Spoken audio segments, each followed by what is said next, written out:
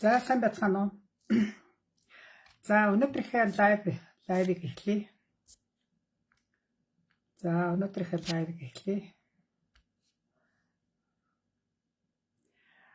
За та хэдийн манай ажил төрөл амжилттай байгаа үстэй.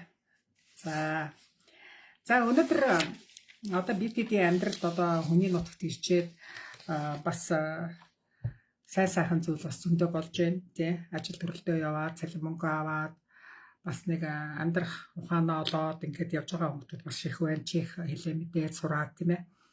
Нэг хэсэг нь бол бас яг бас нэг янз бүрийн асуудалд ороод яг нэг хүснээрээ бас нэг боломжийн бас нэг амьдрал ихлээр бас хүнд хэцүү асуудалд орсон бас тийм тохиолдлууд бас байдаг.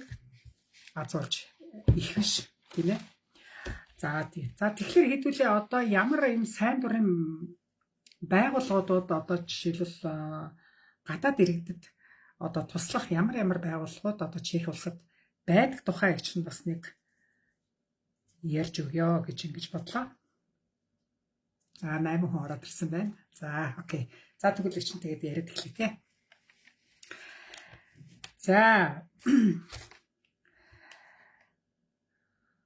За Чехэд эренгүүд чинь одоо тий гадаад иргэдэд туслалцаа үзүүлэх одоо төрийн бас байгууллагууд нэлээдгүй байдаг. За түүний хамгийн их далаацтай хамгийн их тусалдаг байгууллага бол яхахгүй одоо интеграчлалын дэмжих төв гэж байдаг.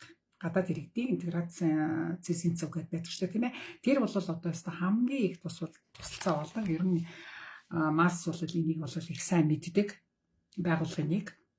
За нийгмийн одоо соёлын арга хэмжээд тэд нар маш их зохион байгуулдаг, чех хэлний сургалтууд зохион байгуулагддаг те утсаар одоо тэдэртэй ярих одоо бас боломжтой байдаг, утасны орчуулга хийлгдэг те ямарваа асуудал байгаа бол хаана хандахыг одоо зөвлөдөг одоо ийм бас их хэрэгцээтэй байгууллага байна. Интеграци цэсийн цог гэж байгаа. За төв нь бол Прага хотод байдаг. Ерөнхийдөө бол бүх хотуудад томоохон олон гадаад иргэд хамаарсан байгууллагууд энэ бол олон гадаад иргэдтэй хотуудад бол заавал энэ бас салбарууд нь бол байж байдаг. За Чехэд бол янз бүрийн чиглэлээр үйл ажиллагаа явуулдаг төрийн бас байгууллагуудын бас нэг нь бол омбудсман гэдэг одоо ийм байгууллага бол байна. За омбудсманы гол үүрэг нь бол хүний эрхийг хамгаалах байгууллага байдаг. За хүний эрхийн байгууллага байгаа. За миний яриа бол сонсогч байгаа гэж найдаж байгаа шүү. За албан байгууллага хууль зөрчсөн арчилсан орны одоо зарчимд одоо нийцээгүй үйлчлүүдээс одоо иргэдийг хамгаалж ажилладаг ийм байгууллага байгаа. За хүн бүрт эрх төгс хандах, ялгуурлан гадуурхаас сэргийлэх, арьс өнгөний ялгуур тийм ээ. Эргэмийн ялгуур гэх мэтлэн ийм байдлаас бол урьдчилан сэргийлж хамгаалах асуудалд бол хувь нэмэр оруулж ирдэг ийм байгууллага байгаа. Энэ омбудсманы байгууллага бол бүгд Чех улсад үйл ажиллагаагаа явуулаад 1993 оноос хойш одоо 14 аймагт салбарлан байж байдаг ийм байгууллага байна.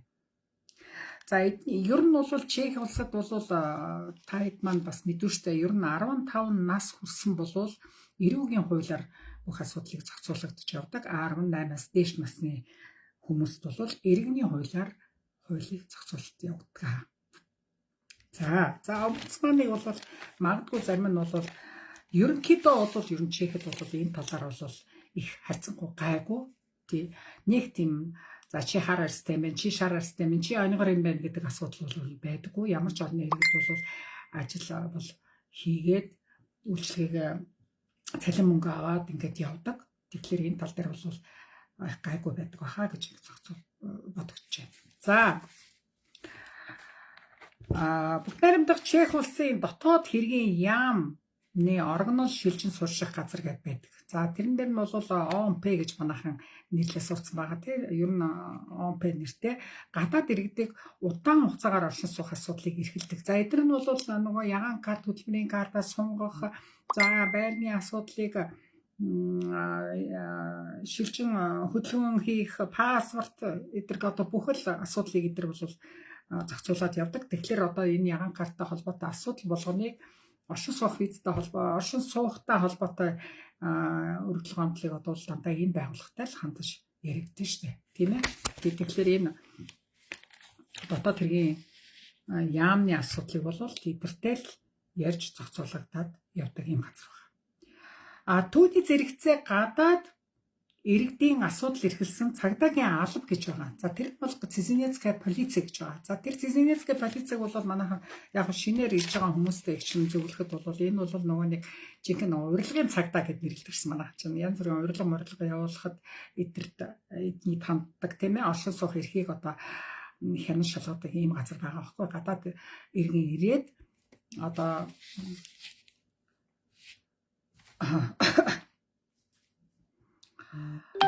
удаан хугацааны одоо ер нь Чех улсад орж ирээд хилэндээ салхаал одоо хэрхэн хаана юу хийж явааг одоо хянан шалгаж яадаг ийм газар байдаг. Визтэй хүмүүсийн асуудал гэсэн үг. Энэ дээр би юу ялгаж хэлэх гэхээр ерөнхийдөө энэ ОМП-гийн асуудал те дотоод хэргийн яамны асуудал одоо энэ гадаад иргэдийн асуудал хоёр ч юм шал хоёр өөр байгууллага тэгээд асар том ялгаатай функцтэй үйл ажиллагааны функц нь ялгаатай тийм ээ. Тэгэхээр энэ хоёрыг одоо хольж хутгах бол ерөөсөө болохгүй асуудал юм байна. Тус тусдаа өөр ингэсэн одоо хуулийн зохицуулалтаар асуудал шийдээд явдаг ийм газрууд шүү дээ. Тэг Цэзинецкая полиц, ОМП гэдэг хоёр өөр ялгаатай.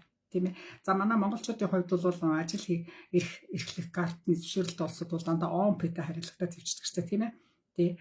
Төр оршин суух одоо нэг жилээс дотгошоо хугацаатай визтэй орсон улсууд бол голцоо гадаад хэргийн цагдаатай харилцагтаад ингээд явдаг.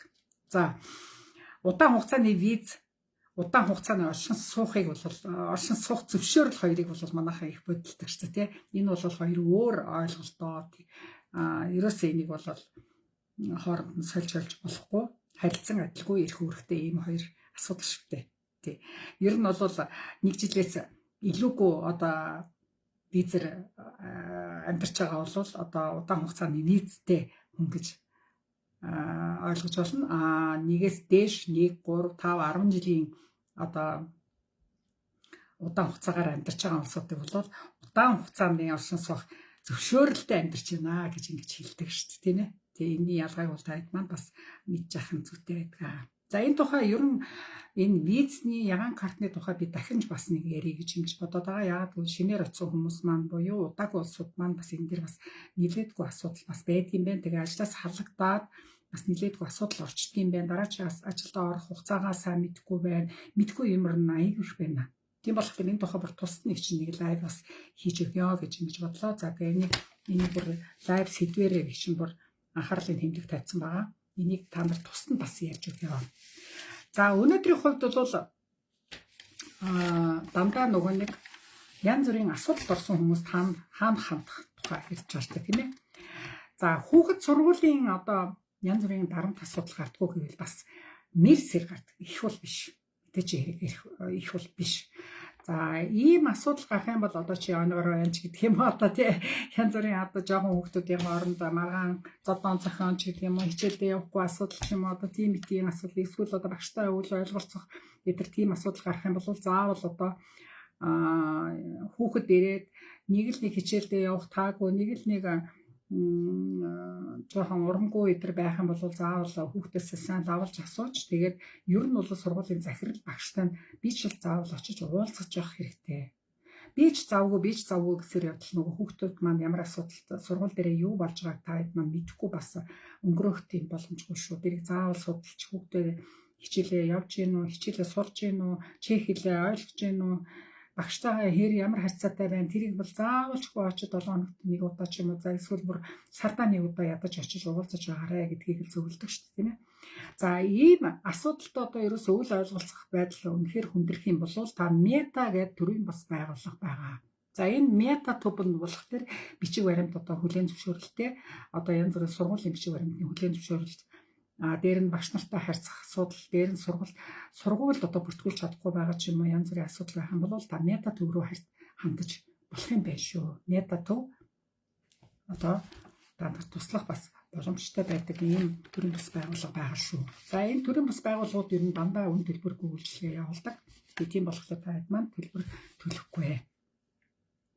За өөртөө хэл ус мэдгүй бол хэлтэй хүн дагуулад очих хэрэгтэй. Ер нь голдуу гадаад иргэдтэй харьцсан байгууллага, төрөмс байгууллагууд голцоо өөрийн гэсэн бас нэг орчуулагчтай байдаг болохоор энэ дэр бас нэг их хүндэрсэн асуудал бол гардаггүй. Хамгийн гол нь хаягийн мэдээд авах хэрэгтэй. Уцаар хаана очихоо тэгээд цаг заавал авч ахын зүйтэй байдаг. Тийм ээ. За Чех улсын La Strada гэдэг байгууллага байна. За Чех улсын La Strada байгууллага бол ямар үүрэг гүйцэтгэдэг юм? За энэ дээр бол одоо мөнчлөг, хүний 8, бэлгийн мөнчлөлт өртсөн гэмт хэргийн хоригчдод тусалцаа үзүүлдэг ийм байгууллага байна. La Strada гэдэг. www одоо албан ёсны сайт нь бол strada.cz Strada гэж бичээд CZ гэдэг орох хэрэгтэй. Тэрний бас Facebook хаяг нь бас байдаг юм билэ. Ер нь бүх одоо төрийн бас байгууллагуудын Facebook хаяг гэж байгаа. YouTube дээрч байгаа, Instagram дээрч байгаа, Facebook дээрч байдаг шүү. За тэгэхээр La Strada бол одоо хүний 8 бэлгийн мөнчлөгт өртсөн гэмт хэргийн хохирч тусласан ийм байгууллага байдаг. За яг төвтэй ижилхэн ерөнхий утга бараг ижил шахуу энэргүүн төв гэж байна. Харита. За манайхан ч Харита Most гэдгийг бол бас монголчууд, хуучин монголчууд маань бас овоо мэддэг болсон байгаа тийм ээ. За Харита бол хүн худалдаалах, албадан ажилуулах одоо үйлчилгээ одоо ийм жоохон хүний 8 тийм мөн ялгаагүй La Strada-т ижил төстэй үйлчилгээ функц явуулдаг. Тэгээд зөвлөгөө тусалцаа үзүүлдэг энэ дээр. За тэрэн дээр бол Харитагийн та нар албан ёсны вебсайт руу орох юм бол Монгол тайлбар байгаа, монголоор бичсэн байдаг сайт дээрээ тэгээд монгол хүнийх нь утасны дугаар байгаа. Тэрнүүн залгаад тэгээд цаг авах хэрэгтэй. За халамж янз бүрийн эдгээр Харита чинь бас үзүүлдэг, тийм ээ. За энэ дээр болохоор ямар халамж үзүүлэхээр амьдралын хүнд нөхцөлд нийгмийн халамж дэмжлэг авах хүмүүст эрүүл мэндийн даатгалын зөвлөгөө өгдөг, боловсролын зөвлөгөө өгдөг, хөдөлмөр эрхлэлтийн талаар мэдээлэл авах одоо ямар л асуудал нийгмийн асуудал байна бүгдийг эднийхээс очиж одоо авах бүрэн боломжтой байдаг шүү. За тэгэхээр эдгээр нэгдэх 3 дахь өдөр голдуу өглөө 9-өөс 12, өдөөс хойш бол 2-оос 5 хүртэл ажилладаг. За тэгээ уцаар нь залгаад тийм ээ. Тэгээд хэрвээ танд утасны орчуулга шаардлагатай байвал утасны орчуулга авъя гэж хэлэх хэрэгтэй. Хэрвээ янз бүрийн албан тоод бичиг орчуулж чадахгүй байгаа бол тэднийхээр орчуулга хийлгээд авах боломжтой байдаг гэж байгаа. За тэгээд энэ Харита төв нь бол ерөнхийдөө бүгд найрамдах улс Чех улсын дотоод явдлын яам буюу Прага хотын захиргааны одоо ийм санхүүжилттэй байдаг учраас мөн л бүх үйлчилгээ нь үн төлбөргүй явагддаг. За тэгэхээр өөрийн гэсэн орчуулагчтай байгаа мэдээч хэрэг. За тэгээд та хэдэд маань янз бүрийн асуудал нийгмийн талаас халамж дэмжлэг авах одоо тийм асуудал байгаа бол Харитад хандах бүрэн боломжтой гэсэн үг. За бас нэг гэр оронгүй хүмүүс тусалдаг байгууллага байна. За тэр нь бол төр хугацаанд одоо хонох байр олж өгдөг. Малтийская помощь CZ гэдэг одоо Прага нэгтж байдаг. За Надии CZ гэдэг бас байгууллага байна. Төрийн бас байгууллага байна. Тэр нь бол одоо найдваргийн төв гэсэн үг шүү дээ. Одоо орчуулах юм бол тэд нар нь бол одоо шөндөө хонох байр зааж өгдөг. Тийм ээ. Бас л хотууд бас байгаа. Ер нь томоохон хотууд бол байгаа салбарууд нь. За тэгээд энд ерөөсө байрнаас хөөгдчихэд жишээлбэл дараагийн байр олдохгүй байхад нэг шүн ядаж аргалах одоо танихгүй тань хүнд эдгээр хүн амтан танихгүй найз нөхөдгүй тийм усуд байх юм бол эднийд хандах юм бол ямар ч хэлсэн та тэнд очиод тэгээд хоноод явж болноос төр оргонох байр зааж өгдөг гэсэн үг шүү. Тий. За тэр Харита одоо эдгээр чинь бас нэг бүр нэг гэр оронгүй ч юм одоо тийм бас хэцүү байдалтай улсууд бол бас хандвийн данс нээгээд бас боломжтой амьдралтай байгаа хүмүүс бол сайн үйлс бас хийх тийм данс бас нийцсэн байдаг. Тэгээд тэрэндээс орж ирсэн мөнгөөрөө одоо энэ нэг удаагийн шүл өгч юм уу, нэг удаа бас хонох байр ч юм уу, тийм их зүйлээр туслаад явдаг байхгүй. Тэгэхээр ийм тусалцааны ийм халамжийн юмнууд бол бас үзүүлдэг ийм байгууллагууд бол бас нэлээдгүй байдаг. Энэ ганцхан Чехэд биш, Европын бүх оронд байдаг. За дараагийн нэг асуудал бол за эр эмийн одоо хүчирхийллийн асуудал байна. За Британд Чех улсад бол эрэгтэйч эмэгтэйч тэгш эрэгтэй гэж хуулиндаа заагдсан байдаг. Та Чех улсад ажил хийж амьдарч байгаа бол эр эмийн ялгаа байхгүй. Та ажиллахан ажил хийх хөдөлмөрлөх хэрэгтэй. Адилхан хайрлагдах ёстой. Адилхан бие биенийгээ хүндэтгэх ёстой. За тийм хэн нэгэн удаан хугацаагаар дарамтлаад эдийн засгийн болон бэлгийн эрх чөлөөнд халдаад бие махбод сэтгэл санааны байдалд чинь хандаад хүчирхийлэл үйлдээд тийм зүйлүүд зөндөөс бас зөндөөч яг ер нь маш их сонсогдож байна. Манай монголчууд ч маш их байна. Хэл амаар доромжлоод ёс зүйн хандаад зодох, нүдэх, согтуу байнга байж дарамтлах тийм ээ. Айлган сүрдүүлэх. Ялангуяа айлд сүрдүүлэх бол согтуугийн улмаас их үйлддэг. За ийм болвол Чехийн эрүүгийн хууль хүчирхийллийн аль ч хэлбэрээс хамгаална гэсэн байна. Энэ бол яг ийм гэр бүлийн ийм хүчирхийлэл бол Чехэд бол 8 жилийн хорих ялтай гэж бичсэн байдаг. 8 жил хүртэлх хорих ял. За мэдээж уучлалсан гэмт учруулсан хохирол нь хэрэгсээр бас шалтгаалах байх та тэгжээж тэр хугацаанд дэшээ доош болдог байх. За тэгэхээр хэрвээ яг үнэхээр ийм хүнд нөхцөлд ингээд та ажиллаж хийж амьдарч тэр үнэхээр дарамттай үнэхээр хэцүү байгаа бол зодуул нүдүүлээд эсвэл янз хаашинч гарахгүй тэр бусдаас тусгаарлах янз учир утгагүй харталтаас болоод ч юм уу те эсвэл дээрлэх зодох нүдэх ийм асуудал болох юм бол та цагтаа заавал дуудаж өгөх хэрэгтэй. Өөрийгөө хамгаалах хэрэгтэй. Өөрийгөө хамгаалах хэрэгтэй. За тэгхийн бол ийм төрлийн бус байгууллагууд бас байна. За энэ бол хэрвээ цагдаад хандхаа жоохон айж эмээх ч юм уу тийм асуудал болох юм бол төрлийн бус байгууллага Белый круг беспечий гэдэг байгууллага байна. За эдгээр нь болохоор 116 006 гэсэн утасны дугаараар шууд залгахад 24 цагаар ажиллаж идэг ийм тусламжийн утасны дугаар байна.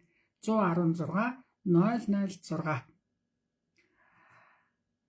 Ямар ч арга хэмжээ авахгүй байжгаад өөрийгөө амь насыг өгөөд гэж хэрхэж болохгүй шүү дээ. Хүн тэгэл хитрхи хүлцэнгөө хитрхи тийм дуугаа томоотой хитрхи айж чийлтэй тэр хүнээс тэр хүнийхээ бүр 100% эрхэнд норчод ингээд байгаад байж хизээч таарах. Нэгдүгээр чи эх оронтой хүн. Эх орон руугаа яваад өгч болж байна. Болохгүй тэр цагдаад нөхч болж байна. Болохгүй тэр төрийн бас байгууллагт нь ханд. Тэгхийн бол тэр төрийн бас байгууллага нь тунгуудтай ямар арга хэмжээ авч тэр хүнийг аюулгүй байранд төр байлгах тийм байр гаргаж өгдөг гэж байгаа. Тийм эмэгтэйчүүд байх юм бол тий үр хүүхдүүдтэйгээ төр хамгаалах байранд оруулаад зөвлөгөө өгөө сэтгэл санааны дарамттай сэтгэлийн стрессэнд сэтгэл зүйч зөвлөгөө өгч жишээ тий тэгээд ерөнхийдөө бол дараагийн арга хэмжээ ямар авч болох талаар зөвлөгөө өгөөд тэр амьсгалтай амтнаас холдуулах тийм нөхцөлийг арга хэмжээ авч өгдөг гэсэн үг. Тий. За яг ийм нөхцөлд ийм хүнд байдалд бас орж байгаа хүмүүст бол бас мост бас хандаж бас болно. Мост ч өөрийн гэсэн өмгөөлөгчтэй тий өөрийн гэсэн шүүхэд салах хөрөгдлөө өгч юм ямар нэг арга байх юм бол Чехийн иргэн болсон ч байх юм эсвэл гадаад хүнтэй гэр бүл болсон хүмүүст хэрвээ ийм асуудал гарах юм бол мост байгууллага байна тийм ээ цагдаа байна. Энэ база гэж хууль зүйн зөвлөгөө өгдөг байгууллага байна. Тий энэ база CZ гэд бичиж ороход бол тэнд контактууд нь бүгд бичиж байгаа шүү дээ сайтууд нь. За биеийн үнэлэгч нарт эрхийг хамгаалсан бас байгууллага байгаа. За тэр нь болохоор Роскош без ризика гэдэг Прага нэгт байдаг юм байна.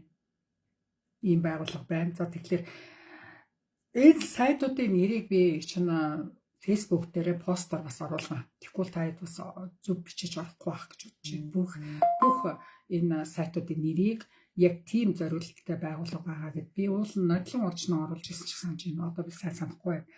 Дахиад сэргээгээд энийг бас бичиж тавьчихъя гэж бодож байна. Хүн мэдчих хэрэгтэй. Өөрийгөө хамгаалах эрх зүйг бүрдүүлж байх хэрэгтэй. Ялангуяа ойлгохгүй, арх таних хэрэгэлдэг, арх уухлаар авиргүй, эсвэл тоглоом тоглодог. За тэгэл ямарваа нэг хар тамхины донтолтой өдр хүмүүс байх юм бол энэ зэргийн мэдээллүүд тамарт маш их хэрэгтэй. Маш их хэрэгтэй. Монгол бацаа мөнгө байхгүй тийм ээ. Тий. За Монгол буцах тал дээр болвол үнэхээр одоо та янз бүрийн асуудалтай болоод ягаан карт чинь унчаад тийм тий одоо тийм асуудалтай байгаа бол Чехэд одоо юу байгаа штэ. Сайн дураараа буцах хөтөлбөр гэж хэлж байгаа штэ. Энэ бол ганцхан Чехэд биш, олон улсын хэмжээний яамын байгууллага гэж байгаа. Дотоод иргэн яамны зөвлөгөө аваад сайн дураар буцах хөтөлбөр нь Чехээс гарч явах хуулийн дагуу үүрэг хүлээсэн боловч тус захирамжийг дагаж мөрдөж биелүүлэхэд саад бэрхшээл тулгарч буй гадаад иргэдэд тусалдаг ийм байгууллага байна. Тэгэхээр энэ дэр болохоор хууль бусаар оршин суух ч юм уу хараар ажил хийж байсан олон жилээр хориг тавиулах арга хэмжээ ахуулахгүйгээр одоо буцаад явах юм байна. Та хараар ажил хийгээд эсвэл та бичиг баримтгүй утсан л бол танд хориг тавина шүү дээ. Тэгэхээр тэр хориг тавиулахаас өмнө л ерөөсөө нэг л бичиг баримтж унтсан бол нэн яралтай буцах хэрэгтэй. Тийм. Тэгэхээр захиргааны журмаар албадан гаргах шийдвэрээ аваад визэн дээр одоо хэлгээ хайлгарах төр виз наалгаал паспортын дээр тэгэл явах хэрэгтэй. Тэгэхээр энэ байгууллагт хандхад ямар ашигтай гэхээр ер нь нэр төртэй бас хурдан тэгээд бас жоохон санхүүгийн дэмжлэг аваад онгоцны билет аваад жишээлбэл буцаад хүрэх бүрэн боломжтой байгаа. Тийм биз дээ. Хүний нутагт байж тэгэл аргаа бараал эсвэл хэрүүл тэмцэл хийгээл эсвэл зодон цахаа хийгээл эсвэл нэг ажлаас нөгөө ажил руу ингээ хөөгдөн туугдан барьж яхаар нутагтаа ирчээд одоо маргаашхан амьдралыг Монголд маань амьдрал байна уу гэвэл бас л байгаа шүү дээ. Урд нь бид нар Монголд амьдраад болоо л гэсэн биз дээ. Ялангуяа мэдлэг боловсролтой чадaltaй чадвартай хүүхдүүд байх юм бол тэнд тэг зуралдаад тэгээд байх шаардлага байна уугүй юу?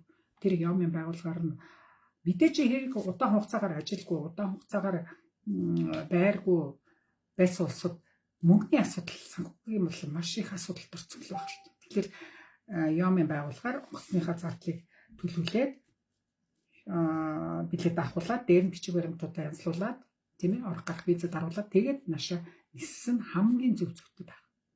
Гарах визэд даруулаагүй бол та хэлгаал дээр бол нэлээдгүй асуудал орно шүү дээ. Болохгүй шүү дээ. Тийм. Тэгэхээр тийм эдийн асуудлаа.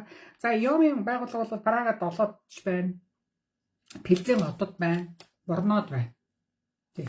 За Прагад бол 974, 832, 384 суудас руу залгаад тэр чинь бүгдээрээ Монгол орчуулагчтай байгаа. За Пилзен 3-т бол 974, 320, 818 гэсэн утас нуруу залгаад. Борнод болохоор 974, 629, 399 гэсэн дугаар бичээтэй байлаа. Одоо өөрчлөгдсөн юм уу мэдэхгүй. Ерөнхийдөө бол та нар параграф залгаад тэндээсээ авлага авчаар. Тий. Одоо би Пилзенд байгаамаа. Одоо би Борнод байгаамаа. Тэгвэл хааш нь хандах вэ? Ямар утсаар залгах вэ гэдгийг уцаар лавлаад асуух нь зүйтэй хаа. Тэгэхээр ийм эдийн одоо сайн дураар буцах хөтөлбөрт хамрагдаад янз бүрийн заавал хүний нутагт маш их зовж зүдэрч байхаар үнэхээр амьдрах боломжгүй болсон бол буцах хөтөлбөрт хамрагдаад ирсэн зүг байх шүү хүүхдүүд нь гэж дөнөр байна. Тэрүүгээрээ ирсэн дээр байх шүү гэж зөвлөж байна. Тийм. За тэгээд хамгийн сүүлд хэлэхэд хэрвээ хар таних янз бүрийн донтолтой болоод асуудал үүсэж байгаа бол Dropin.cz гэдэг Прага нэгт одоо ийм тийм донтсон хүмүүс тусалдаг төв гэж байгаа. Сананим.cz гэдэг Прага 5-т бас байгаа. За дээр нь Prevcentrum.cz гэдэг Прага 6-ад бас ийм хар тамхины донтол орсон хүмүүсээс одоо хүмүүст зөвлөгөө өгдөг ийм газрууд байгаа. Тэгэхээр ийм газруудад хандаад сэтгэл зүйчийн зөвлөгөө аваад дээр нь нэм там одоо ямар юм уух, яаж имжлүүлэх талаар зөвлөгөө аваад ингэж явсан дээр байх шүү. Тий. За ерөнхийдөө яг ийм байгууллага байгаа ч гэсэн хэрвээ та Чехэд хар тамхи татаад хэрвээ та Чехэд тоглоом тоглоод хэрвээ та Чехэд арх угаад тусдаа амьдралгүй байгаа бол бушгүй Монгол буцсан дээр. Монголд маань хар тамхи, Монголд маань тоглоом гэсэн асуудал бол өмнөдөө холдчих шүү дээ. Тэ амьдралаа бодоод явсан дээр. Ястал нөө миний хэлдгээр 5 ямаа аваад хөдөө жаргалтай амьдсан дээр. Тэг бицтэй юм. Тэг. Тэндээс биш хэн нэг байгууллагатай хөдөлтөөл хамаг цаг заваа бараал Тэг өөрөө л тэгэл би засрыг, би өөрөө сайжрыг, би өөрөө архиа уухаа болий, би өөрөө тоглоомоо тоглохоо болий, би өөрөө хар тамхи өвсө татхаа болий гэхгүй юм бол та өөрчлөж чадахгүй шүү дээ. Мянган хүн чамд бас мянган багш байгаа нэмэргүй шүү дээ. Бурхан ч байгаад нэмэргүй. Тийм л байдал орчдөг. Ар гэрийн байдал ямар хэцүү байдал орчдөг лээ. Гэр бүлээ хайртай хүмүүсээ ямар их зовоодог лээ. Ойлгомжтой шүү. Амьдралаа сайжруулах гэж бид нар чехэд очиж 5-10 цаас илүү авъя, 5-10 төгрөгөө чехэд байгаа Монголд байгаа үр зээлээ дарыг нэг байшин савтай болъё гэж ингэж л бид нар хүний нутагт орхиос биш юу дутлаа гэж Монголоос буцах үлээ. Монголоос явах үлээ тийм биз. Одоо энэ дэлхийд янз бүрийн юм тохиолдож байна. Тэнд ч дайн болж илэн, тэнд ч бөмбөг хайж, тэнд ч одоо төдөн хүн өгч ийн гэж ингээл ярихад яг үүндээ би бол эх орондоо Монголдо төрсөн ямар их аз завшаан бэ гэж залбирч байгаа шүү дээ. Яг үүнд. Европ өнөөдөр үндэ маш хэцүү бас тайван бас байхад их ойрхон газар шүү дээ. Гэтэ одоогоор Аз болж манай Чех маань бас ажгүй сайхан байгаа. Тий. За энэ удаа яг ийм юмнуудыг ярьсан зүг байх гэж бодлоо. Тэрнээс биш. Ер нь бол яг хувийн мэдээллүүдийг энэ дээр бас дашрамт хэлэхэд орчуулагч нар маань ямар нэг юм эмэгтэйчүүдийн эмчэд очлоо, янз бүрийн асуудал гарлаа, янз бүрийн өвчин гарлаа. За цагдаад очлоо, орчуулганд явлаа, янз бүрийн асуудлыг шийдэж өглөө, орчуулга нь хийж өглөө. Орчуулагч хүн гэдэг чинь маш их мэдээллийг тухайн хүний хувь хүний нууцыг мэдээд ав. Хизээч хэрхэж дараачийн хүнд ярих шаардлагагүй. Энийг бол ерөөсөө та нар хагас дутуу за буруу зуруу ойлгосон ч юм аа тэгэл цааш нь ярих бол хамгийн зүй ёсгүй асуудал байдаг юм шиг. Хэрхэвч болохгүй. Даан ялангуяа овон нэрээр нь цоллоод тэр хотын тим залуу тэгсэн байж штэ ч гэдэг юм. Тим охин тим өвчин тусцсан байсан байна. Тим байсан байна гэл. Эсвэл нэг тим нөхөр тим ч өвс татж байгаа. Эсвэл тэнд нэг машины аваар тэгээд ингэсэн байна. Овог нэрээр нь цоллож хотоор нь цоллох юм хамгийн буруу ашуул гэж хэлж зөвлөөр. Тэгвэл та орчуулагч болох болоогүй байна гэж хэлээ. Хүн чамд найдаад цагаа зарцуулаад за яг чи цагаа зарцуулаа чи орчуулгын хамгаыг авчлаа. Тэгэхэд хүний нууцыг цааш нь дамжуулах чамд ирэх бол байхгүй шүү гэдгийг би хэлмээр. Хизээч болохгүй асуудал энэ байдаг. Хүний нууцыг бол та орчуулга хийсэн бол амаа үдхийг цагдаа дээр орчуулга хийхэд шууд нууцлыг хадгална гэсэн юм дээр гар үсэг зурдаг шүү дээ бид нар. Тамхтай ч тамгагүй ч орчуулагч бай. Тийм асуудлыг даа ялангуяа тамга орчуулагч маш их хийдэг. Хизээч болохгүй тийм юм хийж. Тийм учраас энэ хүний ийм нарийн ширийн асуудал байна. Энэ янз бүрийн ийм тусламжийн байгууллага, төрийн бус байгууллагуудаар орчуулагч хийгээд явж байгаа нэг гэр бүлийн хоорондын хэрүүлэг хүртэл цааш нь орчуулгыг хийчихэл маргааш нь очиод хүмүүст яриад ингээд байх юм бол таныг та бол хамгийн зүй ёсгүй асуудал гаргаж ийн л гэж ойлгох хэрэгтэй шүү. Амаа үдчих байх хэрэгтэй бид нар. Толгой хагарсан ч малгай дотроо гэдэг чинь бид нар янз бүрийн орчуулганд явчаад дараа чинь тэрийг тэгсэн байл тэр тэгсэн байл тэр ингэсэн байлээ гэж өвг дээдсэн бараг 3 үеэр нь яриад ингээд явах юм бол та зогсгүй та тэгвэл орчуулганд бити явчих гэж хэлмээр. Тийм 2-3 эвгүй юм чинь сонссон болоод энийг энэ лайваараа заавал хэлье гэж бодлоо. Тийм.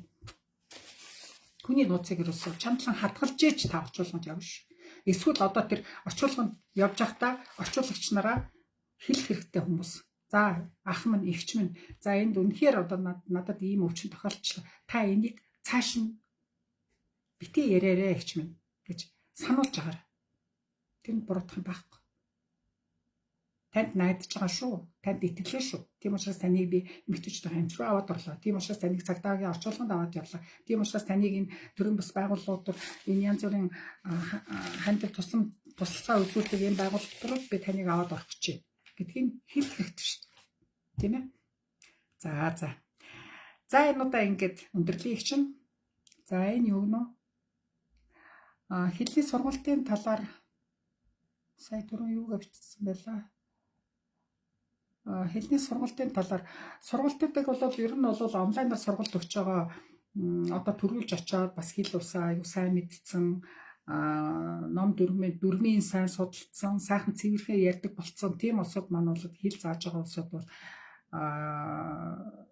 ёстой тэнгэрийн одч цөөхөн байгаа. Гэтэ тэднийг олоод тэр группт нь хаалттай группт нэмэгдээд тэр төлбөрийн төлөө ингээд Чех хэлнийхээ сургалт явах хэрэгтэй.